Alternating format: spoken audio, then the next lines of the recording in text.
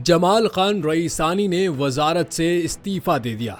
बलूचिस्तान के नौजवान सूबाई वजीर खेलो सकाफत जमाल खान रईसानी ने अपनी वजारत से इस्तीफा दे दिया। अपने इस्तीफे में जमाल रईसानी ने उन्हें हुकूमत का हिस्सा बनाने पर बलूचिस्तान हुकूमत का शुक्रिया अदा किया और कहा कि वो उन्होंने अपने कैरियर के लिए लॉन्ग टर्म डिसीजन लेने का फैसला किया है, इसीलिए वो वजारत से मुस्ताफी हो रहे हैं। जमाल खान रईसानी ने मीडिया के नुमाइंदों को बताया कि उन्होंने आइंदा आम इंतखाबात में हिस्सा लेने के पेश नज़र इस्तीफा दिया है। उनका ये भी कहना था कि उन्होंने 12 दिसंबर को इस्तीफा पेश किया था, जो कि अब मंजूर कर लिया गया है। उनके अलावा कोयटा में ही निगरां मुशीर बराए कायन कनियो मादनियात बलूचिस्तान उमैर मोहम्मद हसनी ने भी मुस्ताफी होने का फैसला कर लिया है।